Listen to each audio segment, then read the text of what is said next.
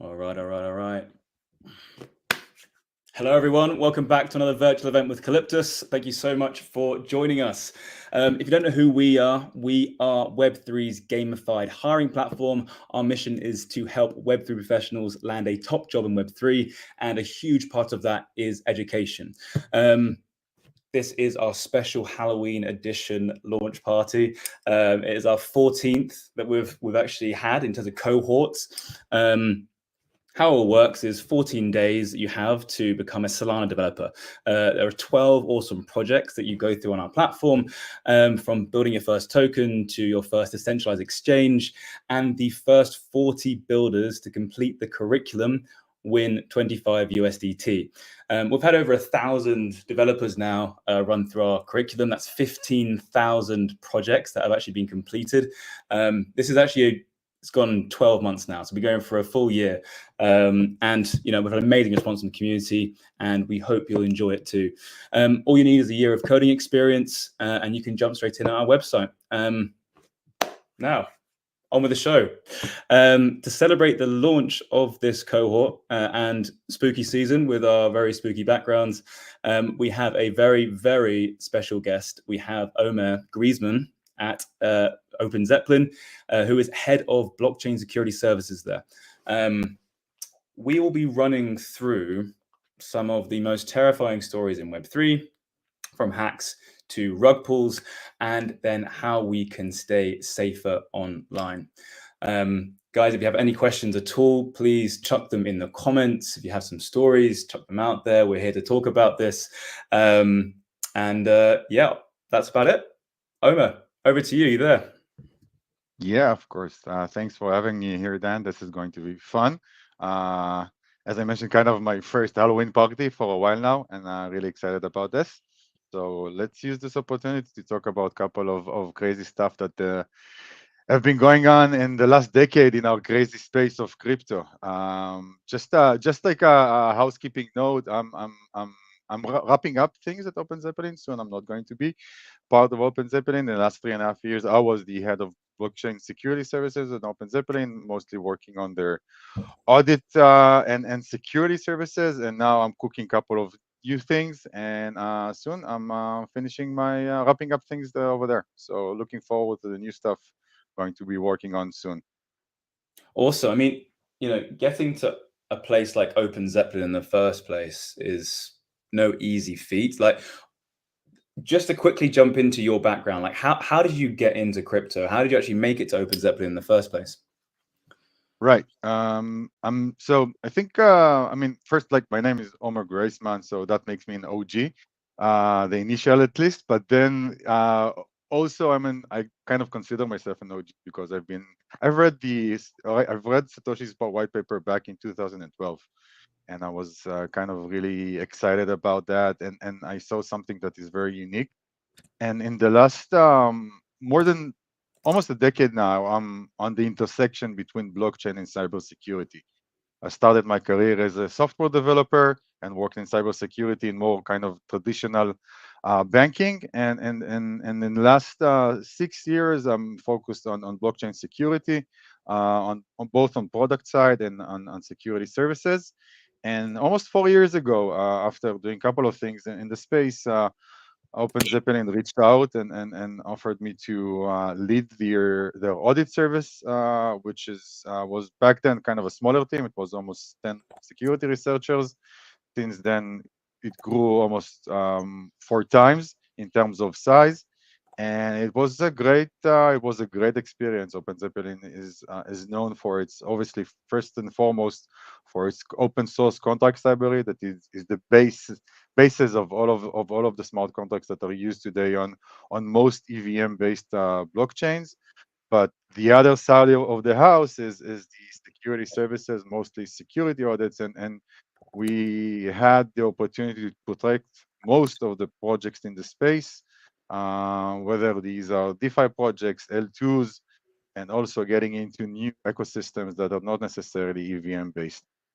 So yeah, I mean, I think for me, like, doing this in OpenZeppelin was a dream because it's kind of a blend of my background as a developer and then also kind of a management role and taking the best. And what's super important in our space is taking cybersecurity and security into protecting blockchain projects, which is something that is kind of a kind of an important blocker of of the real adoption that we would like to have in the space. And just on that, so you've seen like 3 or 4 cycles. You've been, you read the white paper in 2012. You've seen a lot of stuff. What are you seeing at the moment in terms of trends around Web3 security? Like, are there any kind of hacks or vulnerabilities that are prevailing at the moment? Do you have any kind of insights there, particularly in this cycle? Right. I think that one thing that we've seen in the last year or so, and especially in 2024, is humans and the users are being targeted, and more specifically, and in a more, I would say, customized way. Back in the days, it was most of the hacks were bugs in smart contracts that have been exploited by hackers. And what you see in the last year or so, that it shifted. Most of the attacks, or some major portion of it, is kind of gravitate towards kind of old school Web 2 cybersecurity classic attacks that are not necessarily that sophisticated, but I think that there are lots of smart contracts there that are well written, and most of the focus of the industry was around audits of the smart contract themselves, and we kind of, in some aspects, forgot about how you keep your keys safe, what are the best practices in terms of managing your systems, and all of the either governance processes or the day-to-day management of the smart contracts. Okay, and then we can talk about. I mean, one hack that we can talk about, and that has been talked a lot in the last couple of weeks, is the Radiant attack, and we can get into the details. But that's like a very good example of something that got nothing to do with smart contract bugs. It's like best practices of cybersecurity and governance of protocols. So I think just to kind of summarize this, we see all types of attacks still going on, but it gravitates more towards kind of classic cybersecurity, which I think that sometimes Web3 projects put less focus on that. Interesting. And it's kind of incredible how these classic attacks are still prevailing, even with the amount of education that we are trying to push over time.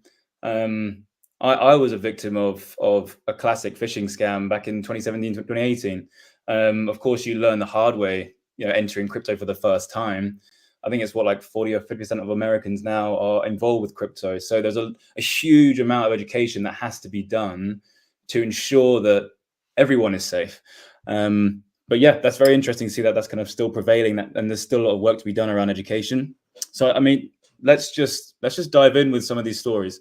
The very first one we have here, the creepiest story we have coming up is, it was in 2013.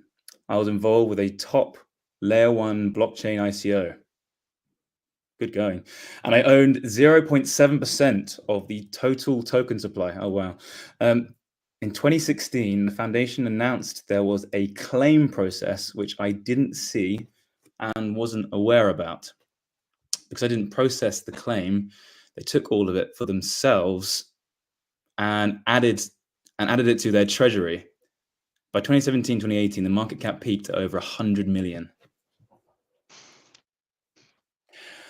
These are, by the way, all those, most of the stories that we're going to share are shared by community members, and then we kind of tell them. Yeah, and we're keeping them completely anonymous. These are people who are writing in about these stories.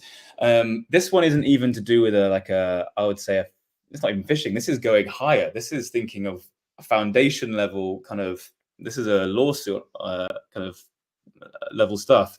What are your initial thoughts just hearing that? Yeah, I think that, I mean, this person talks about 2013. These are the early days. That's not even the ICO boom of 2016 17. That's very early. I'm curious about, like, I mean, this is before Ethereum days. So, Yeah. like, I assume when that person talks about an ICO, it probably would one of the uh, change that we're developing at the time. Maybe I mean, I think maybe the person mixes the dates, but anyway, there are plenty of stories out there about missed opportunities. I mean, Mm. I've met Vitalik in late 2014, and just like we talked, he was a super nice guy. Nobody thought that would be this person's going to be so important for humanity. So I Yeah. didn't pay too much attention. He seemed like a super smart guy, and I was happy to have a conversation. But back then, when you have those opportunity in your hands, nobody thinks about that. You don't think about pursuing that, Mm. and like you're smart after the fact, and then you can say, okay, could be that would have been a life changer for me if I just knew that. And yeah. Whenever you're investing, Omar, do you ever think about how decentralized do I think this project is? There are obviously the spectrum where you might have projects like Cosmos is actually rather decentralized, but it's an absolute mess when it comes to kind of like DAO structuring and making decisions. I've got plenty of friends who have said it's just really, really difficult to get stuff done. Then you have the likes of Solana Foundation, which is, potentially a bit more centralized. It's got your labs and foundation, but they can kind of control a bit more decisions and make decisions faster. Then you've got like Ethereum in the mid. Like what I'm from this story, it almost feels like the foundation had a lot of control to just pull the money out of their pockets because the person didn't claim it. And then there's no real kind of because of 2016, like this is the era of when the first DAO was invented and when it was actually first hacked, like the DAO. So Mhm. maybe just there was no DAO in place, and maybe like the power of foundations, it just kind of proves there needs to be, when you're thinking about investing, maybe there is a side of it which is there is a risk, which is perhaps the foundation could have too much power, maybe not. You've got to take that into account when you're doing your own investing. Right. Yeah. I mean, these are definitely the early days of setting the foundations for the first DAOs and those alternative governance models. I think today, I mean, obviously, I'm not in a place to give any investment advice, Yeah, we and don't do that. yeah, and I'm myself like super skeptical about most of the projects these days. But I think that, like, as a user, as an investor, you should conduct your due diligence and try to do your best to verify the claims that the project makes.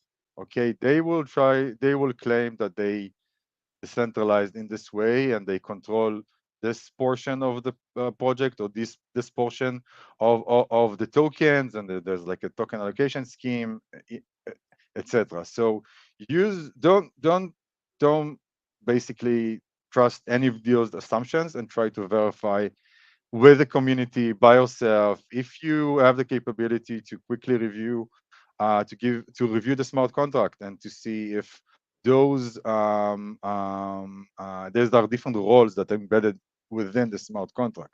So how those roles are maintained, and what type of capability do those roles have, and this is basically what will be there in the code. Some of it you won't see because those keys and this ownership is managed off chain, and you won't be able to verify that yourself. You need some type of a statement from the protocol owners or the project owners. But this is eventually what's still broken in Web3. Okay, I mean, talk about the transparency. We talk about like the, 100%. the yeah, this is being trustless. But in the end of the day, you are trusting those assumptions. Okay, and most of that is very difficult as a user, as a community. Some of these assumptions are challenging to verify for 100%, and we see those rug pulls out there. Okay, and some of and by the way, ownership is not necessarily because something like it's a rug pull or something, someone like one of the founders did something wrong. It's just because they have a centralized authority that was hacked and it wasn't managed well. Okay, I mean, lots of the recent attacks is just like lots of power in the hands of like the core developers of the project, and they have been hacked. Their keys have been stolen, and it's a good conversation to have whether those what's the liability of those core developers, for example. But Yeah. we want to keep things fun, so maybe we shouldn't discuss Well, that. to summarize, as from our Calyptus intern has said in the chat, DYOR, do your own research. The rule of thumb. It's very, very true. Everything has its own risks. You make your own decisions, and if this is something that bothers you, look for ones that are more decentralized. Look for that as a key thing if that's what bothers you. Otherwise, you can go for other ones that are less centralized. But do your own research. Okay, so the next one, and actually this one that's coming up is my story, so we're just going to jump in with it. It was 2017, and Iota was booming as the first directed acyclic graph blockchain. I remember being very sold by that. And they had this incredible German team, and they were promising the world of infinitely scalable layer one power.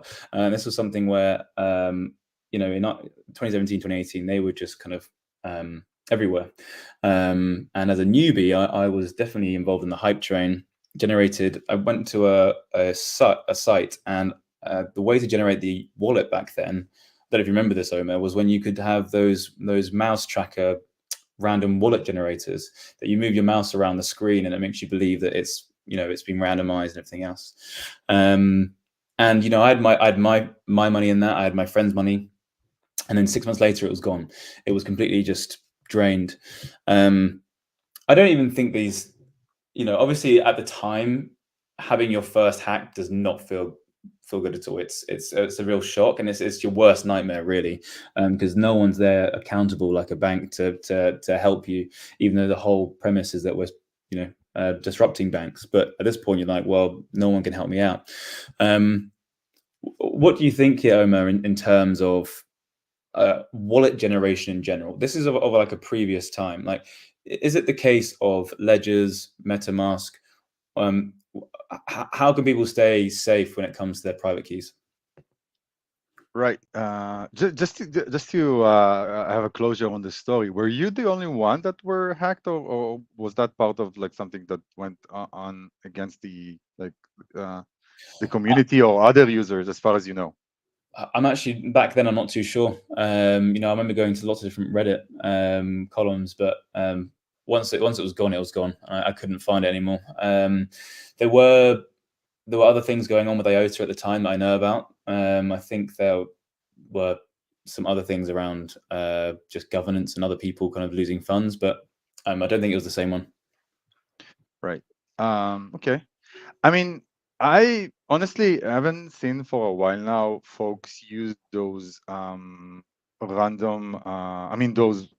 random entropy generators that use your mouse, track your mouse to create basically your private keys.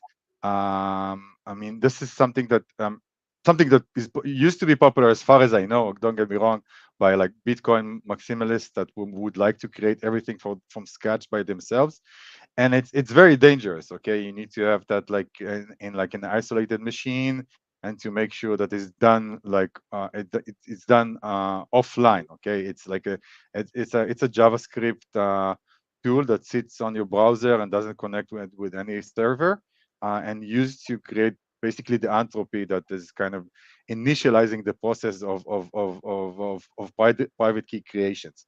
I'm familiar with that in the context of Bitcoin. I think this is part of there's I mean obviously I didn't see any modern maybe an ERC20 based wallet, smart wallet today that use that and requires the user to do that kind of a process. I don't think it's really necessarily, and wallets today do a very good job in generating the master key and the private keys that used to generate the public ones and the addresses. So this is an overkill unless you like really know what you're doing. Mhm. Okay, if you're like if you're holding big large amounts of crypto and you would like to have that in the cold storage, that I mean there are lots of methods out there that I'm not necessarily familiar with all of them. You have a clean Linux distribution on an isolated machine and really taking that to the next level. So I don't think it's like for like 99% of users today, it's not necessarily needed. And it's like in the context of what you're telling here, that sounds slightly BS. Mm. It's a nice feature to have, but it's not really uh, it's not really needed. No, it was 100% just a fake generation site where they would then just save the private keys and the public keys. It was completely for like a brand new person into Web3. Just just a terrible way of losing money. Or have our Clippers intern saying, "My boss is so old. There were days when if you wanted to trade your money, you had to just cry about it and pray." Thank you, Clippers intern. And then we have Nishan, who's our DevRel. What do you think about on-chain forensics as a service? Are there any resources to learn on-chain investigation?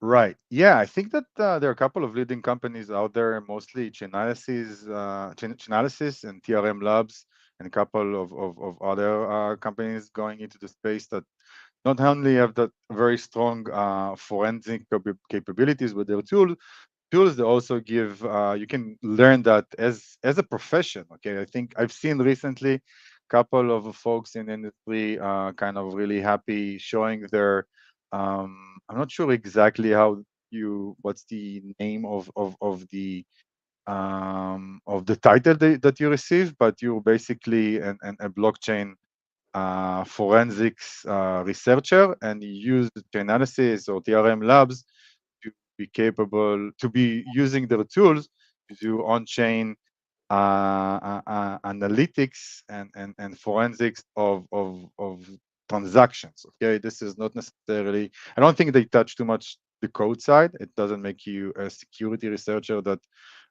be able to identify bugs in the code, but you will be able to identify movement to trace down assets as they spread throughout different blockchains. So it's very useful to once one being hacked to trace the funds, and there have been lots of there have been more success in the past in those investigations, from what I can tell. Yeah, thanks for that.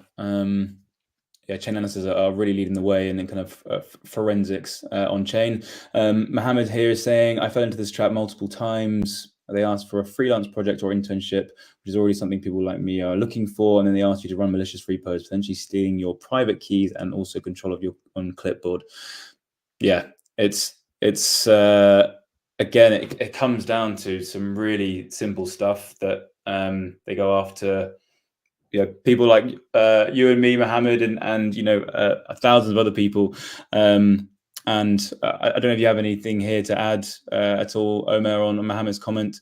And this is slightly different to how he's unfortunately fallen into this trap. Yeah, I've heard recently about lots of scams that related to recruiting and interviews. One thing that became popular recently, and actually I know somebody in person that fell in the trap, but they didn't, like, the hackers didn't manage to steal anything, but th- that person has been asked to give his opinion as a developer about the project, and he went on a Zoom call, and during the Zoom call, they, like, couple of allegedly legit team said, okay, we have this problem, somebody wants to join. They send them a link to another chat or video chat application to download and to install that, and that was kind of a malicious.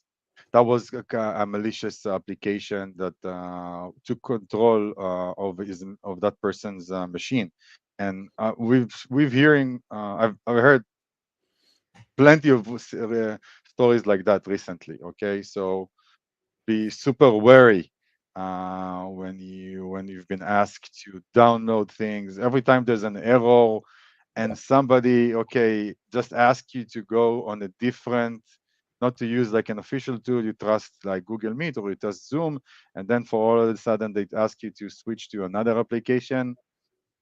The story doesn't, everything that feels sketchy, maybe there's something there, and be uh, just be paranoid. Okay, if like, I mean, if you can summarize everything as a crypto user, as a crypto developer, anyone in the space should be at least a little bit paranoid, in the spirit of Halloween and in the spirit of what's going on in our space. The reason we actually created Calyptus v2 is to ensure we could create more verifiability for users around employment history, references, everything, the employers, everything verified. Like if you look at the likes of the Ronin Bridge hack, that was all from exactly what you just said, which was a false recruiter pretending to be someone and then getting initial entrance into, you know, their internal systems. I think they're called Sky Mavis, to then be able to get these different private keys to then have a majority share of the multi-signature system that they had there to drain. It was like, what, 590 million. These attacks can be just off the charts. So as Omer said, I completely agree. Be super paranoid and be vigilant. Another one. I put $30,000 into Quadriga CX. Oh wow! Thinking it was a safe place to store my crypto. When the CEO Gerald Cotton died suddenly in 2019, we learned he was the only one with the access to the exchange's wallets. My money was locked up, and as more details came out, he turned out he'd been misusing client funds for risky bets. There were rumors he might have faked his death. That could be very, very true. But the bottom line was my money was gone and there was no getting it back. It was a harsh lesson in how quickly things can go wrong in crypto. I mean, this was something else, wasn't it? It was like 150 million hack. It was not hack. It was a scandal, a scam. You know, is he dead? What do you reckon, Omer? Wow, this story, like lots of other crazy stories about founders that disappeared, are,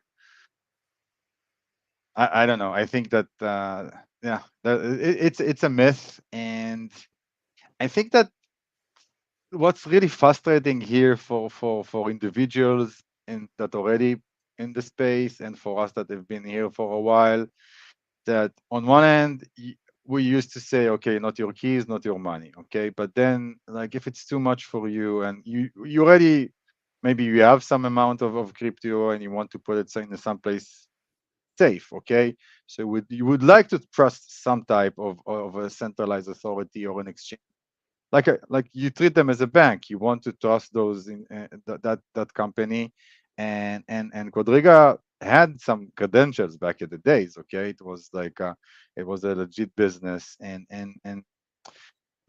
it's really frustrating because I'm not, you as a user, you don't know what to do. I don't want to keep it myself, but I don't know, I'm not sure if I can trust like one of those exchanges that might be gone in a different go in different directions.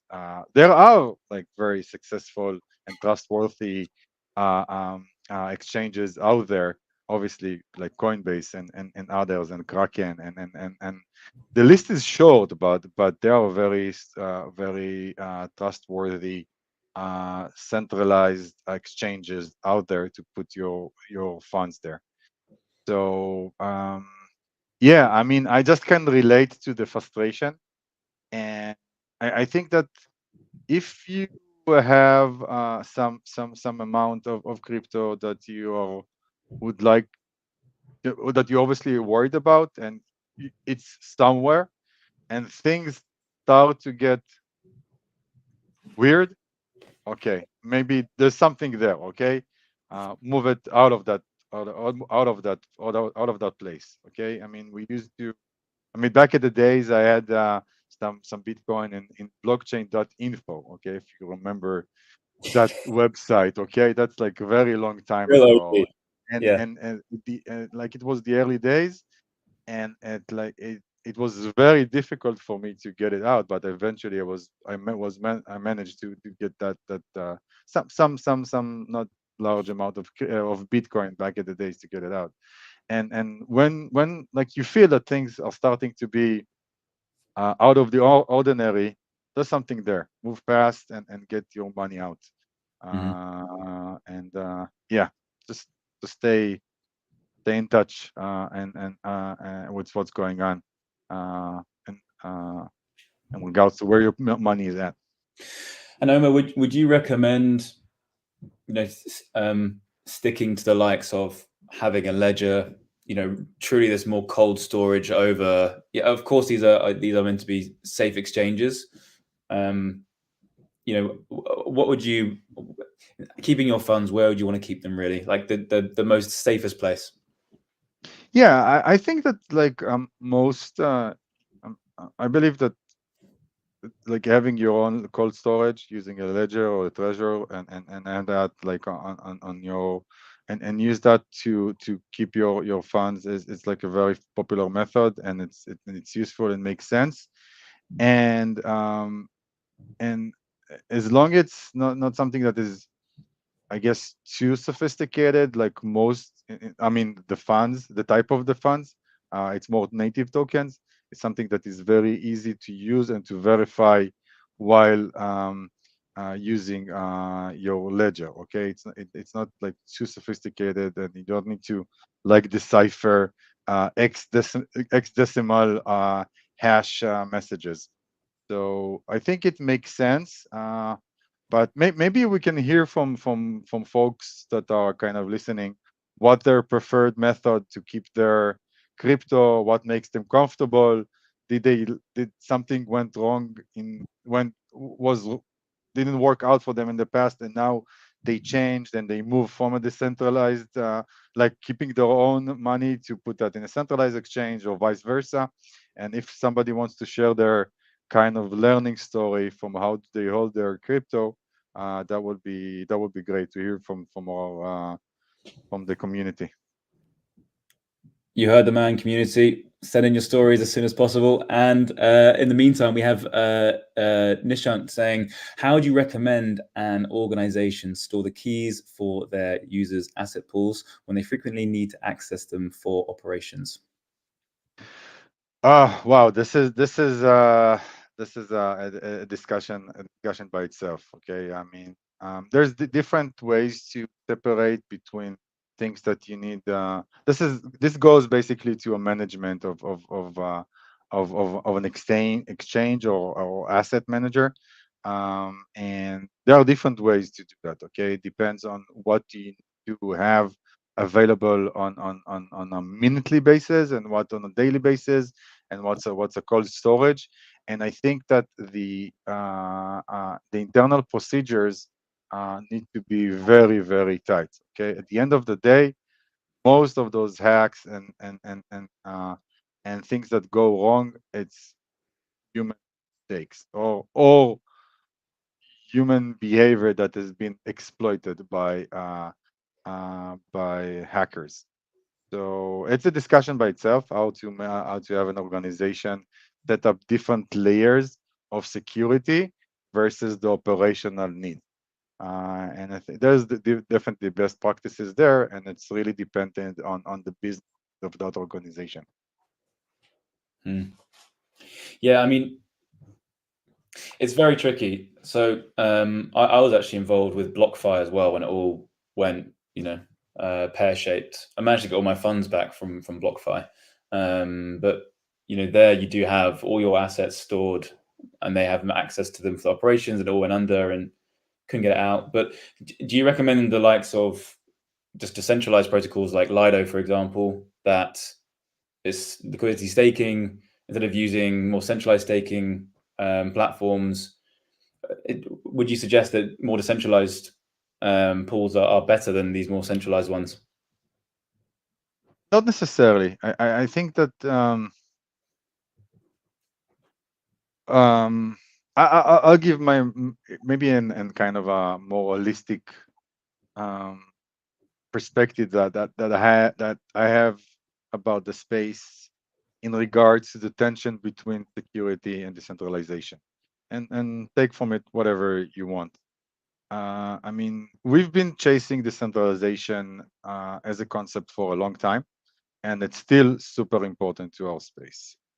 Okay, but I believe, coming originally from more traditional cybersecurity, that in order for us to um, have a strong security for our space, we will need to kind of give away some portion of that decentralization. Okay, I don't think that centralization, in some aspect of it, okay, it's a longer conversation to have, is such a bad thing in order to improve the security of our space, and for folks that already here to make their like engagement and experience safer, and to bring the next billion people in.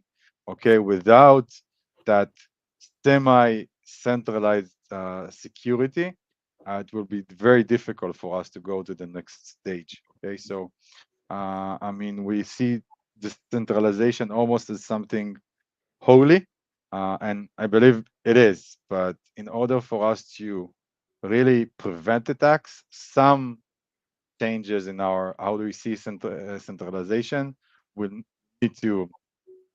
I'm being careful here, but we need to adapt.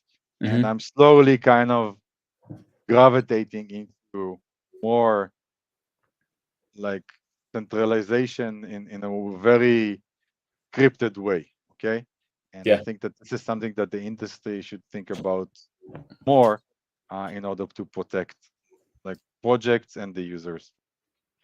I mean, the infrastructure of the world is centralized. So to try and just suddenly change everything in a heartbeat into decentralized is not going to happen. So we have to be, I suppose, cognizant of, like you mentioned there, it goes in steps, and there is going to be a hybrid somewhere in the middle. And as you said, the ambition is to get to decentralization. That is the whole point of the industry. So, we have to have kind of realistic approach, but also have those ambitions to kind of provide that user ownership and yeah, decentralization. Um, Another story here. I know we've run over, by the way, Omar. Should we do a couple more? I don't, how are you doing for time? Yeah, let's do at least one more story and then see Okay. where we're at. Yeah. Um, I mean, this one isn't. I'm going to read it out anyway. I don't even, it's not even a. Okay. I wouldn't say this is a hack or a scam, but it's worth reading out. A friend of mine went to a seminar on how to sell on eBay in early 2010. At the end of the presentation, the presenter goes completely off topic and gives a quick little pitch on why everyone in the crowd should throw $100 at Bitcoin, essentially begging everyone not to pass up on it. Why my buddy remembers most what my buddy remembers most about it is that he said that if you want to retire yourself and your family for several generations, buy $1,000 in Bitcoin right now. So this is 2010. The presenter didn't stand to make anything of it, really. He was just incredibly excited about it. My friend did not spend $1,000 on Bitcoin, which he would have got 10,000 at the time. And today, at the top of the peak, it would have been worth 600 million. Needless to say, he doesn't like to talk about it. I mean, this is not a hack or a scam, guys, but this is just bad timing. What would you have to say about that, Omer?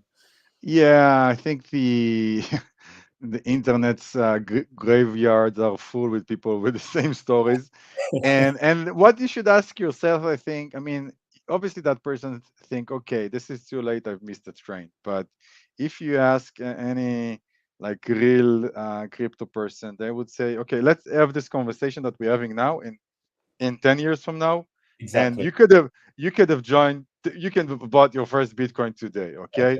Yeah. Okay, so it's not too late. Okay, so if you think, and you a believer, and you run your own due diligence and risk management, and you don't spend any money, you're willing, that is your life saving, and you are okay with some ups and downs, etc. Do this now. Okay, it's not too late. Like Yeah. it's just the beginning. It's just the beginning. Exactly. There is no time machine, unfortunately, that you can jump back in 2010, but you can think about what today is going to be that investment or that next Bitcoin. So Yeah, I think yes. I saw recently a survey that like that goes like year after year, that asks people, if you go back in time, what would you say to yourself? And in the last like couple of years, like that shifted drastically. Everybody, like the top answer is like, I tell myself to buy Bitcoin or crypto. That like that really changed it. Yeah. 100% told myself that like why did I get in 2017? Why isn't it more like 2012? Everyone definitely has those thoughts. Okay, well, not a hack or a scam, but think about the next opportunity ahead of you. There's another one here. Again, I wouldn't say this is a hack or a scam, but it's a story to tell because this is actually quite a famous one. It's about the sad story of James Howells, a British computer engineer who bought 8,000 Bitcoin early in 2013. The summer of that year started his nightmare when he threw out the wrong hard drive into the trash while cleaning his office. Oh, God. And it was the hard drive that contained his private keys and Bitcoin wallet. Since then, Howells has been adamant about recovering his Bitcoins. He believes the hard drive is buried somewhere in a landfill in Newport, South Wales. It's like a treasure hunt, basically. So he's been trying to get permits to excavate there, unsuccessfully so far. His last proposal from 2022 is using an AI-powered mechanical arm to filter the trash and then check it manually in a nearby facility. All of this with the help of 12 million raised from a hedge fund. Wow, he's literally got millions in funding just to find this hard drive. What do you reckon, Omar? 2013. Has he got any luck? 11 years later. This is probably one of the most famous crypto stories out there. But I mean, I've just read that person is suing the uh, the city council for don. I mean, I'm suing the council for 495 million British pounds because they won't give me back my beanbag. Okay, it says okay because he sues he's suing the council for not giving the opportunity to basically look in the dumpster by himself, to search in the dumpster. So he's suing them for all of the money, the potential of the money. So okay, it's I think the story has been going on for 10 years now. How long is it? Yeah. A long time, 11 years. Okay, I think it's that person life project, and it's worth the investing the time. Okay, I really hope that person really gets that hard drive and is actually able to salvage it. Mm-hmm. It will be challenging from like a physical perspective of kind of trying to salvage an hard drive. If there's something out of this, I would say always have backups. Like that was your hard drive, and that was the only thing that had access to your wallet, and you threw it away. So why did you not have your seed phrase parked somewhere else, hidden away? Why did you not kind of put it in a safe or a drawer, or with a guardian, or you know uh, I would say that have backups and keep them safe and keep them hidden.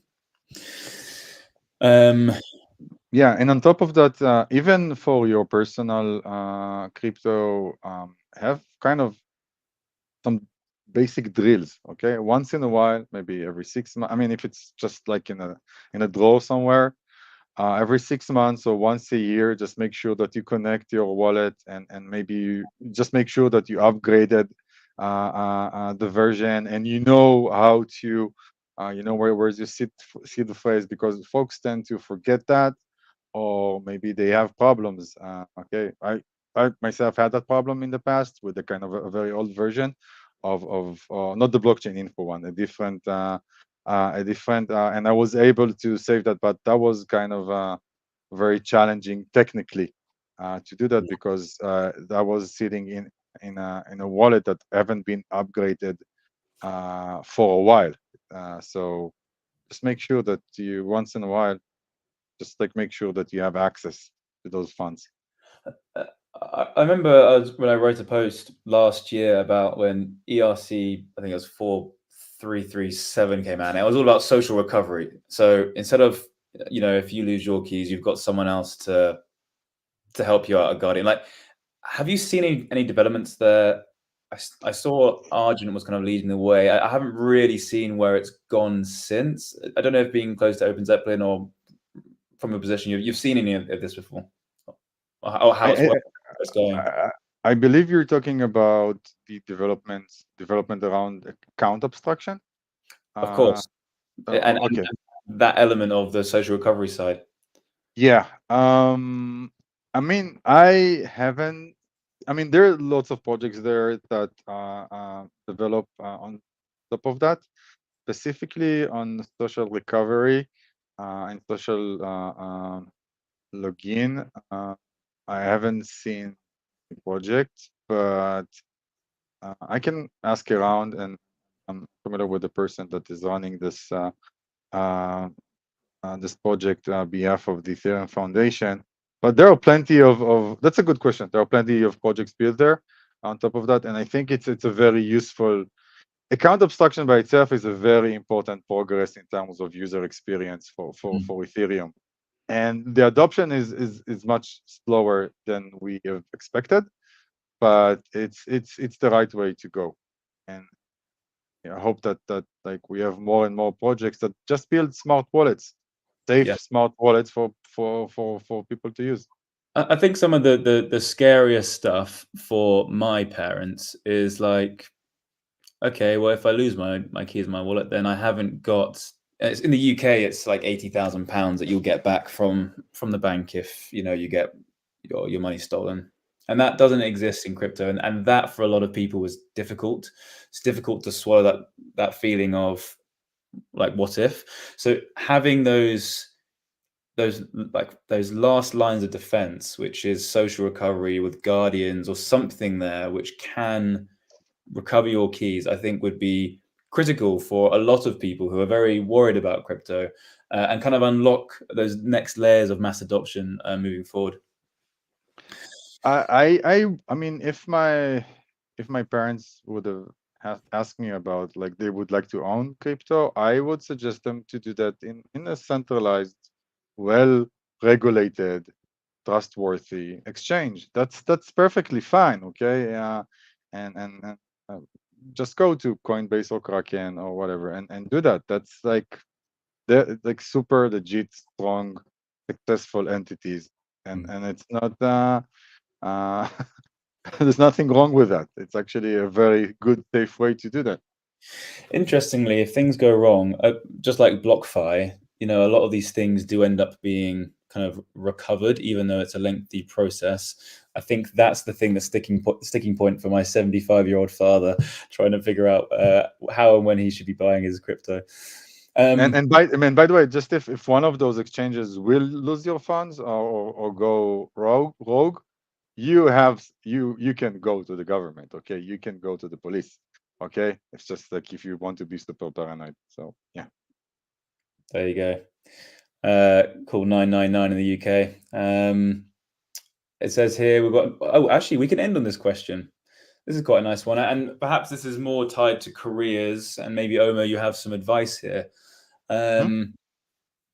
What's your advice to candidates in developing countries? But let's go just broad anyway. I think it's difficult to get into Web3 in general. We know that the whole problem of getting to Web3 is around skills. How do we get skills to people in third world countries, even especially young people as well? How do we help people get into the industry? Is it likes of hackathons? Is it paid opportunities? What are your thoughts around this? First of all, I don't think that Web2 experience, whatever it means, is mandatory to enter Web3. Okay, Although us and Web3 think that we are better than Web2, so we call that Web2++, and that makes us better than them, which doesn't make sense at all. I think that's a very bad branding. But regardless, I think that like Web3, there are lots of opportunities there in terms of education, and you can become a developer, a security researcher, or just a user in Web3 without any Web2 so-called or academic experience. Okay, it's lots of people are doing that, and it's very possible to do that in any country in the world, just with access to just with web access. So I don't think it's a blocker, to be honest. Yeah.